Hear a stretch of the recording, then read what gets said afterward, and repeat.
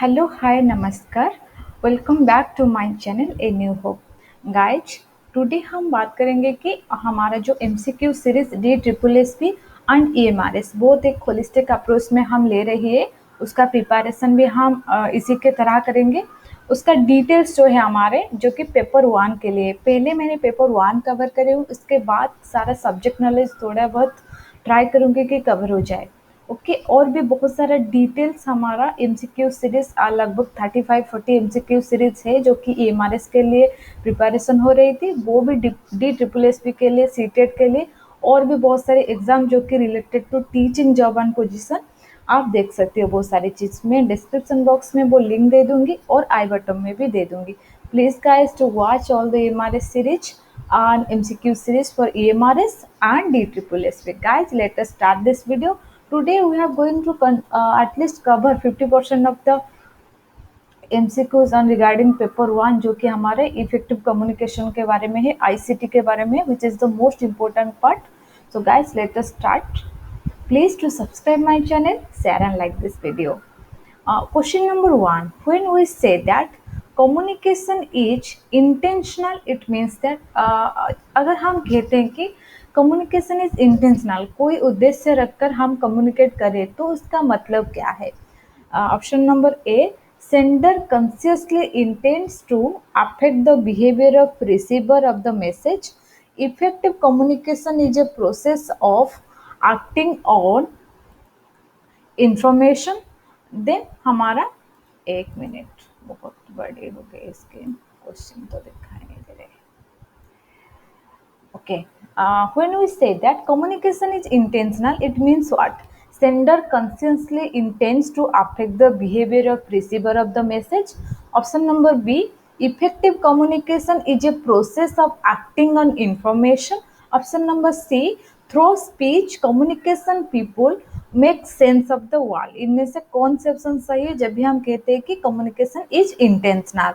इनमें से option number A is the correct answer, क्योंकि जब भी a sender consciously intends to affect the behaviour of the receiver of the message, जो message दे रही है उसको दिमाग में ये चीज़ है कि हम उसको बिहेवियर को कैसे अफेक्ट करें, जैसे कि कोई मॉडिफिकेशन लाए, कोई चेंजेस, जैसे कि कोई एटीट्यूडनल चेंजेस लाए, बहुत सारी चीज़.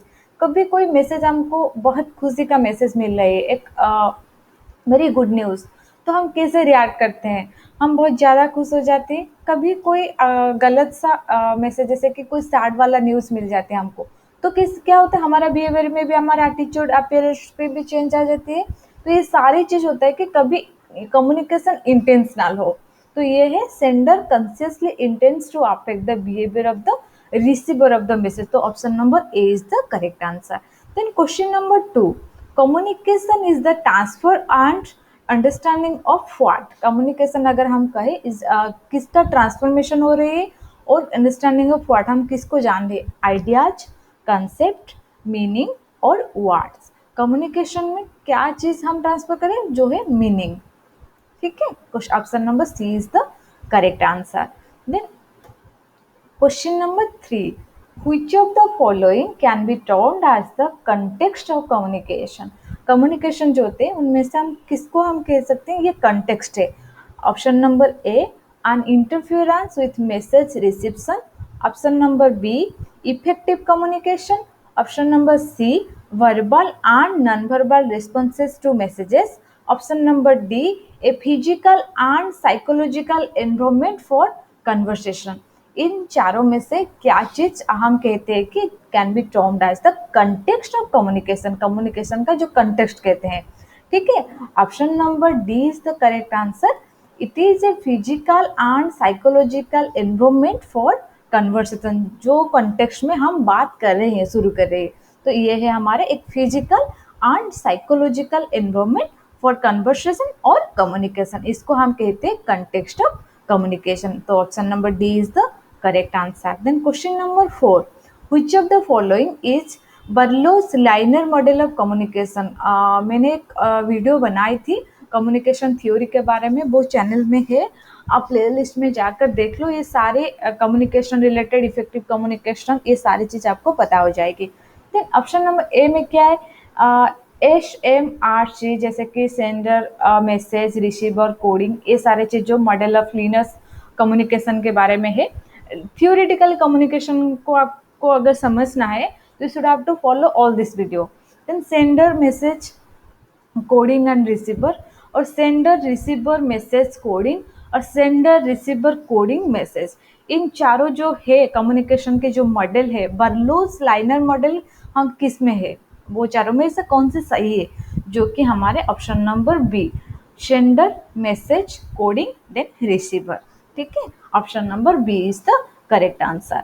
Then question number 5, who among the following has stated that people know each other and themselves only through communication? इन तीनों में से कौन वो बात कही कि people know each other and themselves only through communication, जोगाजोग के माध्यम से अगर हम कन्वर्सेशन ना करें, कम्युनिकेट ना करें, तो हम लोगों को नहीं जान सकते। तो हम खुद को जाने, दूसरों को जाने कैसे, हम अपने आप को जानते हैं तभी जब भी हम कम्युनिकेशन करते हैं।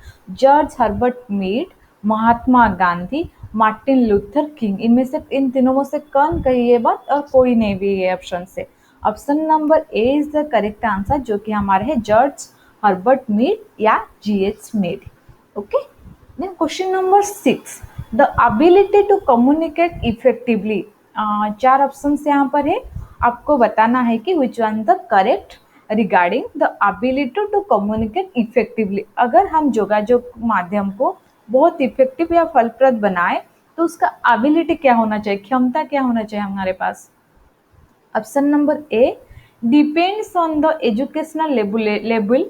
किसी के एजुकेशनल या शिक्षित जो स्तर होते हैं, अगर कोई हायर एजुकेशन एजुकेटेड है, कोई और भी प्रोफेशनल एजुकेटेड है, तो इट डिपेंड्स, आप इफेक्टिवली बहुत ज़्यादा कम्युनिकेट कर सकती है। इसका ऑप्शन नंबर ए में है। ऑप्शन नंबर बी में क्या है, is a natural talent that can not be learn. Effective communication is a natural talent can not be learn, ये ऑप्शन नंबर बी का स्टेटमेंट है। ऑप्शन नंबर सी का क्या है, always depends upon the use of technology. Effective communication कहे तो अगर हम टेक्नोलॉजी का यूज ना करें तो वो इफेक्टिव नहीं हो सकती।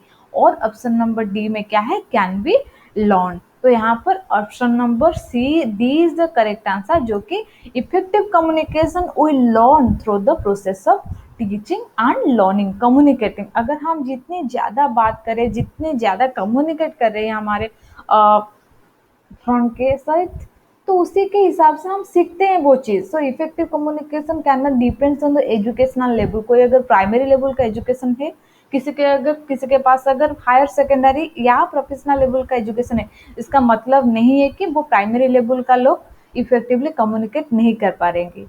ठीक है, तो effective communication is always depend, it can be learn. Then question number 7, if it is assumed that communication has no beginning or end, it is termed that। अगर हम ये assume कर ले, ये मान ले कि कम्युनिकेशन का कोई आरंभ नहीं, कोई प्रारंभ नहीं है, उसका कोई एंड नहीं है, ठीक है, तो इस टर्म को हम क्या कहते हैं? मेडिएशन, प्रोसेस, इंटरैक्शन और ट्रांजैक्शन, इसको हम कहते हैं प्रोसेस। ठीक है, क्योंकि प्रोसेस कब शुरू होता है, कब खत्म होता है, वो चीज़ किसी को पता नहीं। It started randomly and it never ends process. तो process, communication is a never ending process. तो इसके मतलब है process is the correct answer when we assume communication has no beginning or no ending. Okay, then question number 8, the essential components of communication are what? अगर हम essential component के बारे में बताएं कम्युनिकेशन के, वो क्या है? Source, message, interface, channel, receiver, feedback and context, sign, so, destination, interaction, correlation, sign, symbol, understanding communication and communicant, symbols, understanding purpose, ideas, opinions, non verbal and reaction. Essential communication के component क्या है communication की? वो है हमारे option number A, source. एक source होने चाहिए कम्युनिकेशन के लिए, अगर हम वर्बल करें, इनवर्बल करें या टेलीफोनिक कम्युनिकेट करें या कुछ भी तरीका का जो सोर्स होते हैं। मैसेज कुछ होने चाहिए जिसको हम डिलीवर करना चाहते हैं, इंटरफेस होने चाहिए, चैनल होने चाहिए किसके थ्रू हम करें, रिसीवर एक होने चाहिए, फीडबैक भी होने चाहिए किसी कंटेक्स्ट में हम कर रहे हैं। वो सारी चीज़ इंपॉर्टेंट है जो कि कम्युनिकेशन के लिए। तो option number A is the correct answer. Then question number 9, which of the following feature is applicable in context of interpersonal communication? अगर हम interpersonal communication कर रहे हैं, which one is the feature applicable in that context? Forgivable, forgettable, reversible, irreversible. यहाँ पर आपके option number D is the correct answer. Okay, irreversible. Then question number 10. Two-way communication becomes effective. Never, always, really. अगर हम to way communication कर रहे हैं, one way नहीं, two way, जैसे कि अगर कोई लेक्चर मेथड हो वो क्या हो जाएगी, अगर पार्टिसिपेटरी हो, दोनों चीज़ें. लेक्चर मेथड में कोई आएगा आपको पढ़ाकर चले जाएगी, आपका खुद का ओपिनियन क्या है, खुद का फीडबैक क्या है वो नहीं जानेंगे. अगर कोई वर्कशॉप्स हो या कोई कॉन्फ्रेंस सेमिनार हो, उसके आप एक बात करोगी, उसके बाद डिबेट शुरू हो जाएगी, डिस्को शुरू हो जाएगी, तो वो हो गया आपके to way communication. To way communication effective becomes effective कब नहीं होता है, सभी समय टू वे कम्युनिकेशन इफेक्टिव है या रियली कभी कभार होती है. तो option number B is the correct answer, जो कि always two way communication becomes effectively, which is always effective. Okay, one way in comparison to one way communication, two way communication is more effective. Option number question number 11. A message can be deemed effective when a message can be deemed effective when, कब होते हैं वो सारी चीज. Good communication skill are use, जब भी हम एक गुड कम्युनिकेशन स्किल व्यवहार कर रहे हैं, या repeated back as proof of understanding, या understood by receiver and produces the desired response, और delivered in interpersonal communication. इन चारों में से क्या चीज़ है जो कि हमारे message can be deemed effective हुए, हम सोच ले कि हम समझ ले कि ये इफेक्टिव मैसेज है. कभी होता है वो चीज़ जब भी हम जिसी को वो मैसेज दे रही है वो खुद समझे एंड हमारे डिजायर्ड रिस्पॉन्स दे वो. ठीक है, कभी हम कुछ बात करें किसको, वो बात समझ और उसका आंसर देना, वो होता है एक डीम्ड इफेक्टिव. वो है option number C, understood by receiver and produces the desired response. Then question number 12. Learning to communicate with others is key to what?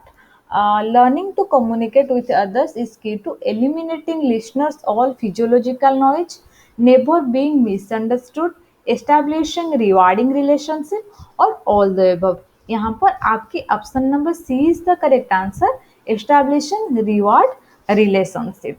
ठीक है, learning to communicate with others is key to establishing reward relationship. Then question number 13.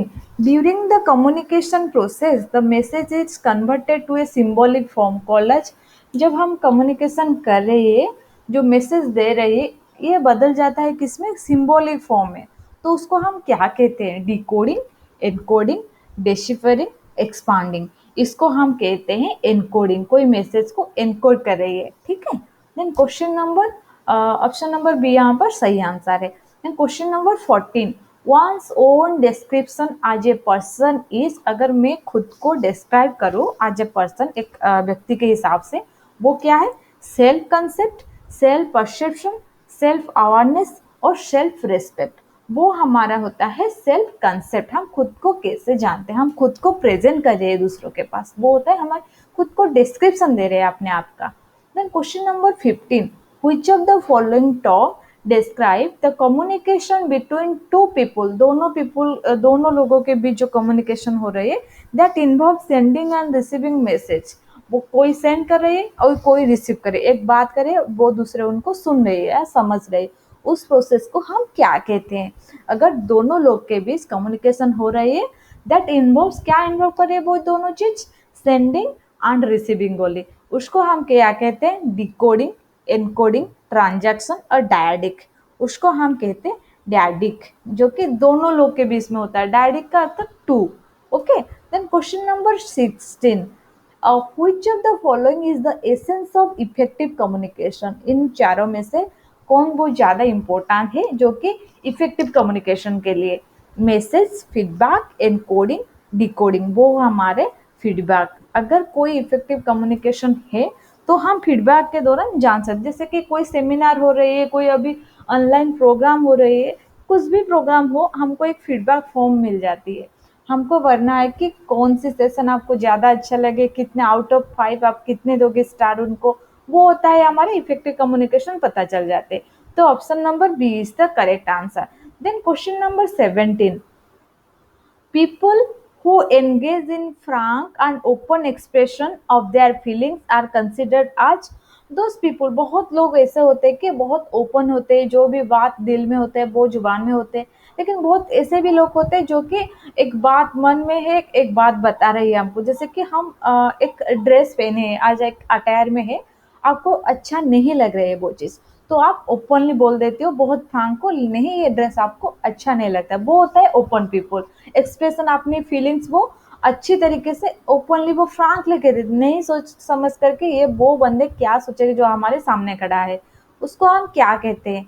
Aggressive, rude, assertive, inconsiderate, उसको हम कहते हैं assertive. ठीक है, question number option number C is the correct answer.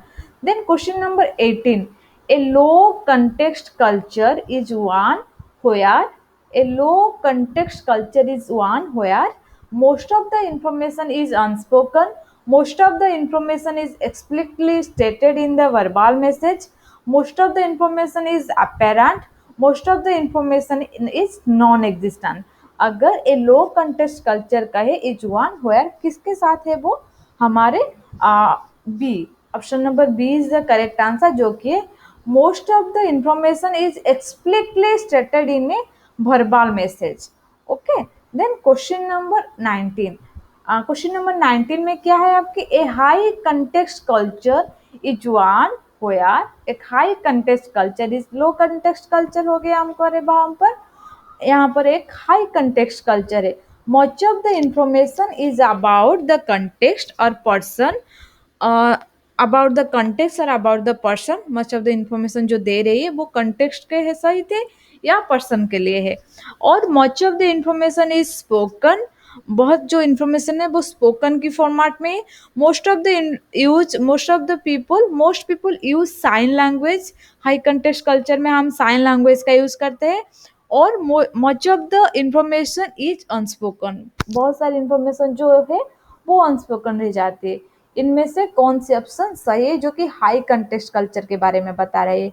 Option number D, much of the information is unspoken. Then a good communicator, question number 20. A good communicator is one who offers his or her audience। एक good communicator जो है वो क्या offer करते हैं उसके audience को? Plentiful of information, बहुत सारी information they. Good amount of statistics, बहुत सारे ज़्यादा परिसंख्यान जैसे कि शब्दों के हिसाब से क्वालिटेटिव क्वांटिटेटिव डाटा दे। कंसाइज प्रूफ या कोई brief proof they. Repetition of facts, facts का वो रिपीट करें। यहाँ पर आपकी कौन सी ऑप्शन सही है? प्लेंटी ऑफ इंफॉर्मेशन दे। अगर कोई गुड कम्युनिकेटर है, अगर वो ज़्यादा इंफॉर्मेशन आपको प्रोवाइड करे। Then question number 21, which of the following steps would you consider fast for an effective communication? इन चारों में से which one will be you consider the first and foremost thing for an effective communication? Effective communication के लिए सबसे पहला सोपान या सबसे पहला स्टेप्स है वो select the channel of communication. पहला स्टेप है कि आप चैनल कौन सी तरीके में या कौन सी माध्यम में आप कम्युनिकेशन करने चाहते हो, you should have to select that one. Option number B में क्या है? प्लान द इवैल्यूएशन प्रोसीजर, आपको इवैल्यूएशन प्रोसीजर कैसे करना है उसको पहला स्टेप है इफेक्टिव कम्युनिकेशन के लिए। Specify the objective of the communication, पहला स्टेप है कि आप ऑब्जेक्टिव क्या है कम्युनिकेशन के, किस लिए आप कम्युनिकेट करना चाहते हो वो चीज़ को आप स्पेसिफाई करें। और ऑप्शन नंबर डी में है identify various media for communication, ये चीज़ को आप कौन सी मीडिया यूज कर रहे हो वो चीज़ को ध्यान में दें।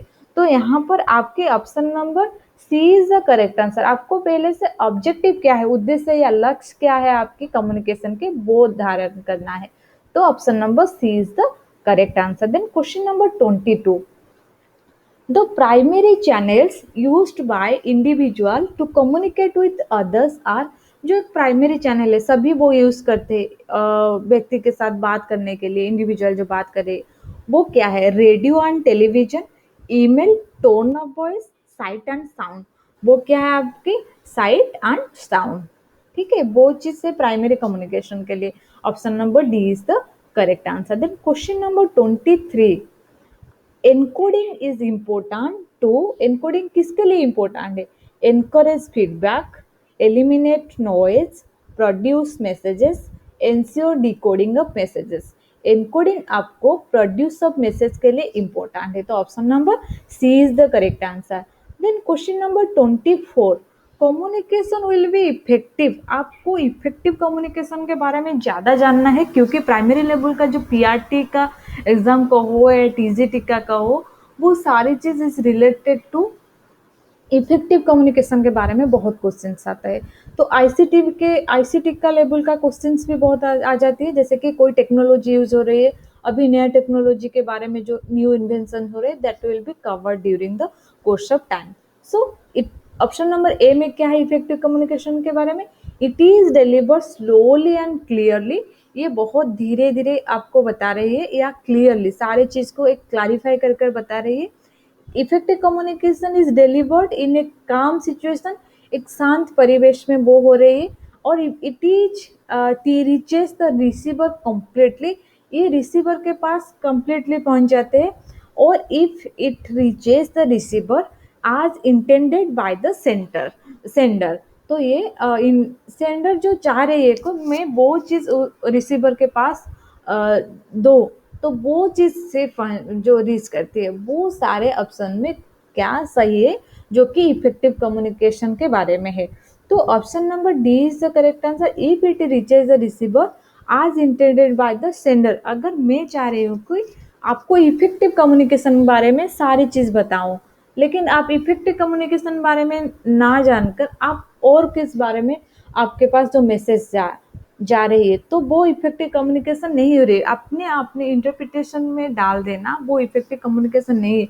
अगर सेंडर का जो इंटेंट है कि जो ऑब्जेक्टिव है वो मीट हो गई, देन उसको हम इफेक्टिव कम्युनिकेशन कहते हैं। तो option number D is the correct answer.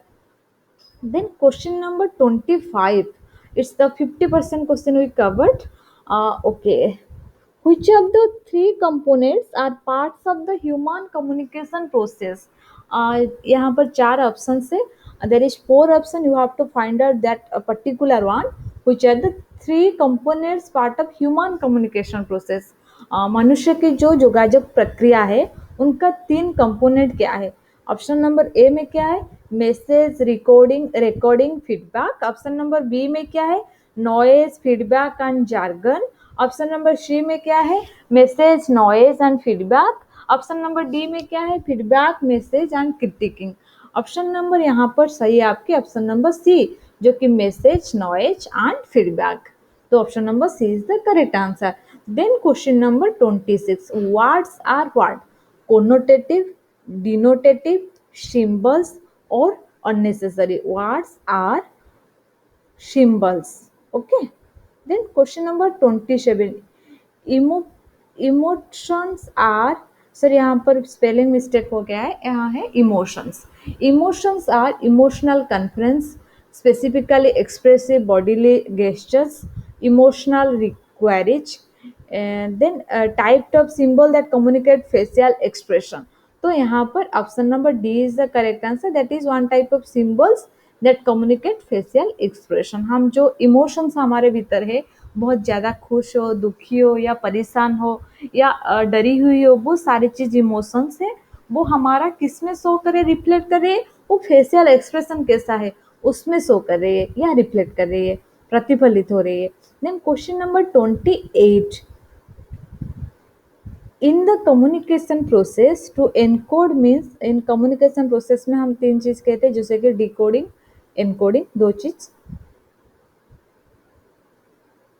यहाँ पर हमारा एनकोडिंग का मतलब क्या है? Translate ideas into a code, interpret a code, block a pathway between the sender and receiver of a message, और speak to large groups of people. वो हम लार्ज ग्रुप्स ऑफ पीपल को वो बात कह रहे हैं। तो option number A is the correct answer, translate ideas into code. Okay. Then question number 29.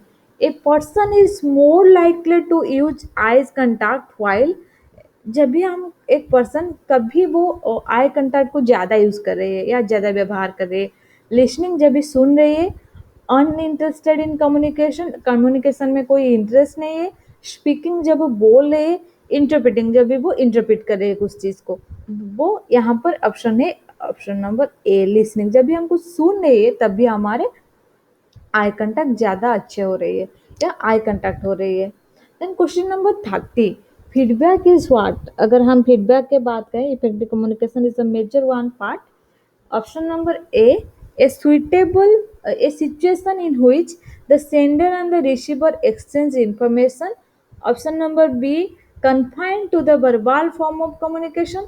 Option number D, confined to the written form of communication. तो यहाँ पर option number A is the correct answer. A situation in which the sender and the receiver exchange information. तो यहाँ पर option number A is the correct answer. Then question number 31, listening is said to be adversely affected. जब भी हम कोई चीज़ सुन रही है, ठीक है, तो ये एडवर्सली अफेक्टेड हो रही है या बैडली अफेक्ट हो रही है, तो वो क्या है? Speakers fast speed of delivery words. अगर जो कह रही है आपको, जो मैसेज दे रही है, वो ज़्यादा फास्ट करे स्पीकिंग को।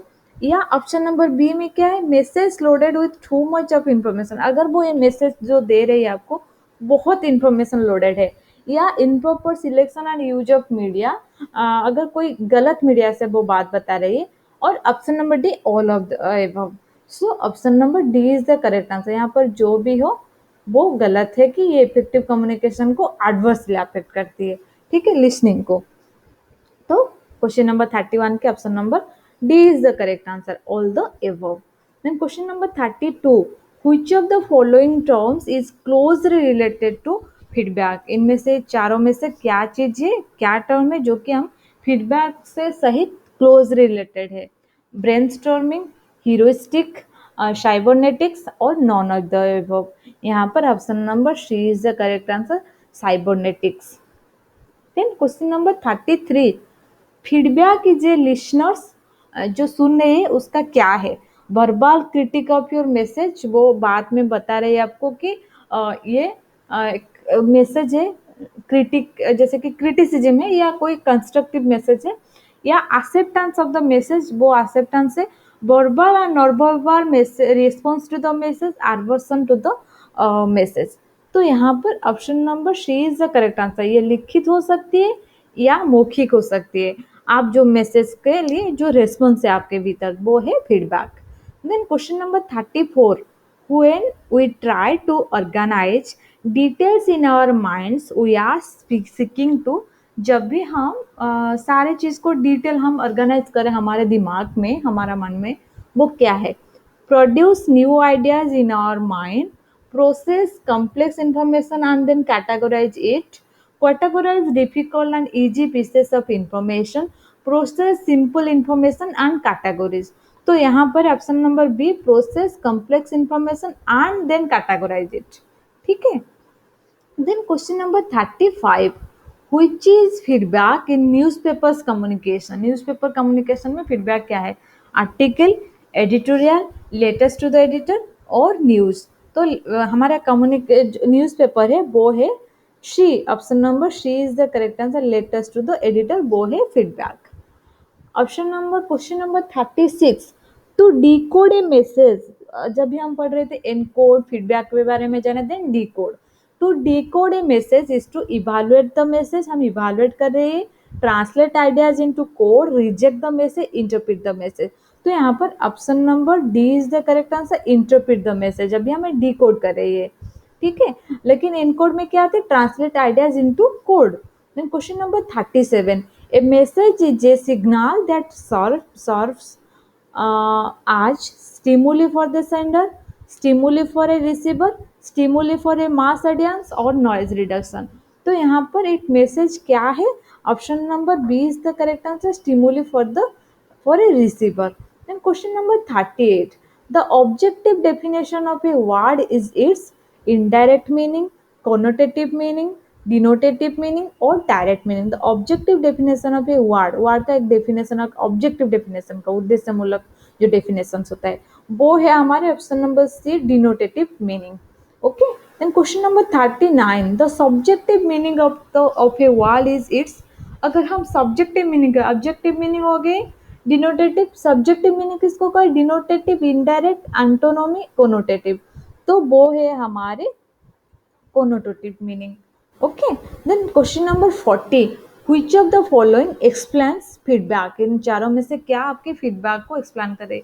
ये तो एक भी क्वेश्चन हो गई तो इसको मैं दोबारा नहीं रिपीट करना चाहती हूँ, वो verbal and non verbal responses. Then question number 41, an effective communication does not require, इन चारों में से क्या चीज है इफेक्टिव कम्युनिकेशन के लिए जरूरत नहीं है, this don't need for the effective communication. Option number A, change in speech pattern. Option number B, appropriate gestures. Option number C, mastery of content. Option number D, handsome personality. तो यहाँ पर handsome personality communication के लिए कोई ज़रूरत नहीं है. कोई अगर handsome हो और ugly हो, that's a personal trait. अगर कोई इफेक्टिव कम्युनिकेशन के लिए करना चाहते हैं, वो अपनी कोडिंग डिकोडिंग जो मैसेज कम्युनिकेशन चैनल वो सारी चीज को ध्यान में रखे. तो handsome personality is not a required for the effective communication. Then question number 42, for which of the following word or words the term chronomics is used for the interpretation of message, जैसे कि smell, taste, time और all the above. यहाँ पर option number C is the correct answer, time. Okay, then question number 43, in the communication process a receiver is a channel. Communication process में जो receive करे, दोनों दो लोग हैं, एक मैसेज सेंड करे एक रिसीव करे, सेंडर एंड रिसीवर. तो कम्युनिकेशन प्रोसेस में रिसीवर का स्थान क्या है, रिसीवर को हम क्या कहते हैं, is a channel डिकोड्स the message, is the person who encodes an idea, responsible for message interface. तो वो है हमारे ऑप्शन नंबर बी, जो डिकोड करे ये मैसेज को, वो है हमारे कम्युनिकेशन में receiver. Then question number 34, an example of a communication channel is what, noise, context, face to face conversation और feedback. कम्युनिकेशन का एग्जाम्पल, चैनल का एग्जाम्पल क्या है, वो है हमारे फेस टू फेस कन्वर्सेशन, वो है कम्युनिकेशन के चैनल. ओके, देन किस थ्रो में, किस माध्यम में वो कम्युनिकेशन हो रही है, वो चीज़ है वो. Question number 45, the way one interprets information around oneself is called always negative, always positive, related to one's values, beliefs and past experiences, none of the above. यहाँ पर option number C is the correct answer, related to one's values, beliefs and past experience. तो the one who way to interpret information around oneself. Then question number 46, listening. चार option statement है, ये आपको कौन से सही है आपको बताना है. कि ऑप्शन नंबर ए में है, may be A complex process involving many steps, listening is always reflexive, listening is natural habit, listening is physiological process occurring in the spontaneous manner. तो यहाँ पर option number A is the correct answer, may be A complex process involving many steps, जो कि हम listening के बारे में कह रहे हैं. तो then question number 47, the responding step of listening वो क्या है, is non-verbal, depends upon human memory, can be verbal or non-verbal, is always verbal. तो responding step of listening का वो क्या है, option number C, can be verbal और non verbal, दोनों टाइप की हो सकती है. Question number 48, one of the most important communication skill is what, इन चारों में से जो कि active listening, objective listening, passive listening, inactive listening, most important communication skills क्या है आपकी, एक्टिव लिसनिंग. ओके, अगर हम एक्टिवली सुन रहे हैं कुछ चीज़, बहुत बार ऐसे होते हैं कि हमारे क्लासरूम में टीचर पढ़ा रहे थे, बीच बीच में वो क्वेश्चन पूछते हैं, किस लिए, अगर आप अटेंटिवली एक्टिवली सुन रहे हो उसके बाद और नहीं सुन रहे हो, वो चीज़ के लिए हमारे active listening. So one of the most important communication skill is active listening. Then question number 49, a technique that might be used by an active listener is to, जो active listener वो टेक्निक यूज करे, वो कौशल व्यवहार कर रहे हैं, वो क्या है, paraphrase the speaker's meaning, express concern, explain the speaker's meaning, offer a viewpoint when in conversation. तो 49 का हमारा है वो चीज़ paraphrase the speaker's meaning, वो जो कह रही है उसको वो समझ रही है क्या, वो चीज़ है.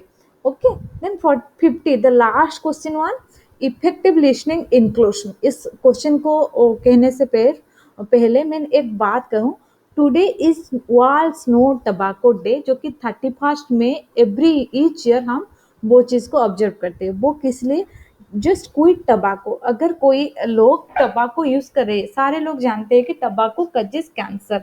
बहुत सारे ऑर्गेनाइजेशंस ऐसे हैं। अगर आप टबाको क्विट करना चाहते हो, वो आप खुद को ऐसा बनाओ कि ऐसा मेंटली स्ट्रांग करो कि हाँ, आज मैं टबाको और अभी से नहीं यूज़ करूँगी, ठीक है? वो टबाको always badly effect your physiological problem, create financial disruptions, mental disruption, and it disorganize your family. So, guys, let us take a oath, quit tobacco from today and from now. So, today, do celebrate by quitting your tobacco habit. So, last question. This is the today message, which is really important for the observation day also.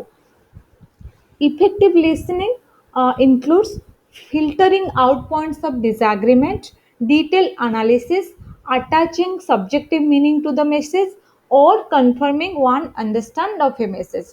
वो क्या है? Option number B is the सही answer है, जो कि effective listening include confirming one understand of a message. Okay, today we completed 50 question. Each day we are trying to complete it at least 50 to 100 question.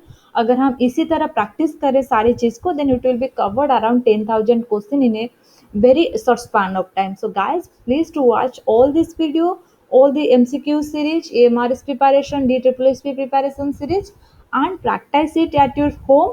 And please to subscribe my channel, share and like this video. Stay safe, stay healthy. Thank you. Have a nice day.